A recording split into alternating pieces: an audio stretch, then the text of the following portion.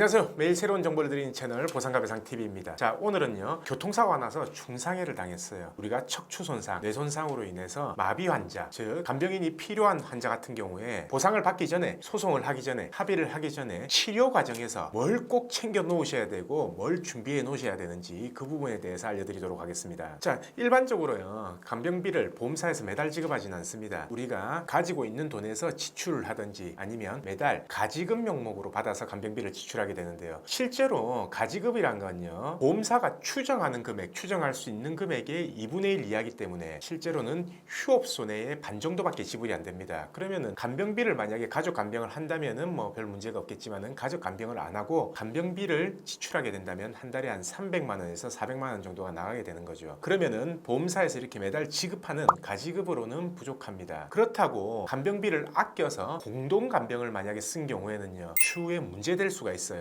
왜냐? 이 간병비 지출 근거를 명확히 남겨놓든가 아니면은 가족 간병을 하든가 아니면 간병인을 반 정도 이용하고 그리고 나머지 반은 가족이 이용한다는 그런 증거가 확실하게 남겨져 있어야 됩니다. 예를 들어서요, 간병비 지출 증거라는 거는요, 간병인에게 입금한 내역 아니면 그 간병인이 소속된 간병협회에서 발행한 영수증, 그것도 안 되고 만약에 현금으로 지불했다라고 하면요, 지불할 때마다 기록을 해놓으시고 날짜 며칠부터 며칠까지 간병인을 이용했다, 거기에 대가를 얼마를 지급했다 하는 거를 기록해 놓은 다음에 그 기록에 대해서 간병인한테 이렇게 사인을 받으시면 됩니다. 그 기록이 있어야지만 우리가 법원에서 나중에 100% 주장해서 받을 수 있는 거고요. 왜냐? 일반적으로 없어도 이때까지는 별 문제가 안 됐습니다. 신체 감정에서 간병인이 필요하다라는 소견이 나오면은 보험사에서는 그냥 아무런 이의 없이 지급을 했었거든요. 근데 요즘은 보험사에서 다투는 게요, 실제로 간병비 그만큼 안 들었다, 그만큼 지출이 안 됐기 때문에 지급을 못 하겠다라고 요즘은 이렇게 계속 반박하고 있어요. 그래서 이 반박에 대해서 우리가 명확한 증거를 제시하려면 지출 증거, 영수증, 그리고 간병인한테 받은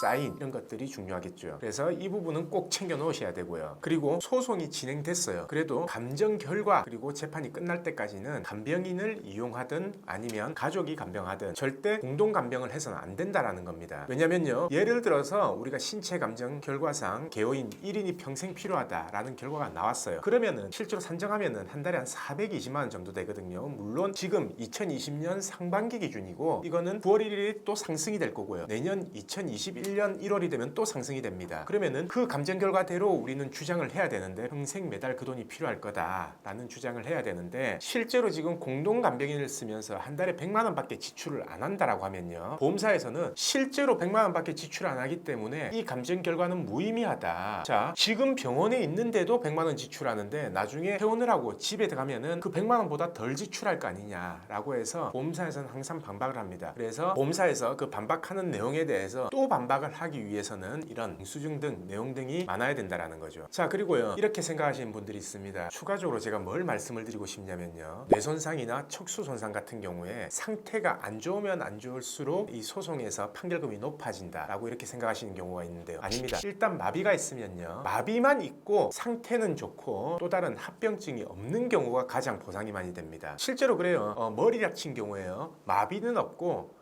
예를 들어서 인지장애만 있다, 이런 경우가 원래 보상이 제일 많습니다. 그 이유는요, 인지장애만 있는 경우에는요, 실제로 움직이거나 운동하기 때문에 뭐 합병증이 발생할 여지가 없는 거거든요. 그렇게 되면은 여명 단축 기간이 길어지기 때문에 손해배상액은 높아진다는 거죠. 그래서 마비가 있는 환자보다 그냥 인지만 장애가 있는 환자가 훨씬 더 손해배상액은 높습니다. 왜냐? 인지장애가 있다 하더라도 간병인은 필요하잖아요. 그대로 방치해놨을 경우 예를 들어서 밖에 나가서 길을 잊어버려서 사고가 날 수도 있고요. 그런 위험성 때문에 꼭 간병인이 있어야 된다는 거죠. 그래서 마비만 된 환자들보다 인지장애가 있는 환자들이 더 손해배상액이 높은 겁니다. 이때도 마찬가지로 가족이 간병을 하든 아니면은 간병인이 간병을 하든 이 간병에 대한 기록을 확실히 남겨놓아야지만 우리가 보험사에서 반박하는 자료에 충분히 반박을 할 수 있다는 얘기죠. 자, 제가 항상 말합니다. 이 개호 사건이나 간병인이 필요할 수 있는 사건, 이 사건 같은 경우에는요, 이런 분들이 있어요. 소송 시점이 되게 중요하거든요. 그러면은 언제 소송을 들어가고 이런 것 것들이 충분히 변호사들하고 상담이 되고 가장 유리하게 할 수 있는 시점에 대해서 소송을 제기하고 신체 감정을 받아야 되는데 그 시점이 지나서 회복이 돼버린다든지 아니면은 너무 지체가 돼서 다른 합병증이 발생한다든지 이렇게 되면은 손해배상액이 훨씬 떨어질 수 있어요. 그래서 저희 같은 경우에는 이렇게 합니다. 어차피 나중에 소송을 계획 중인 거 그냥 처음부터 이렇게 위임을 하면은 간병인비라든지 아니면 이런 연수증들을 저희가 체크해서 관리를 하거든요. 그래서 어차피 나중에 수임료 지불하는 거 같은 수임료이기 때문에 미리 맡겨놓고 환자는 재활이나 치료에만 신경 쓰고 이 보상은 그냥 변호사 사무실에 맡겨놔라. 그게 훨씬 더 이득이다 라고 이렇게 항상 말씀을 드리고 있습니다. 자, 그래서요 이 지금 간병인 비용 문제라든지 이 영수증 체크 문제 여기에 대해서 분명히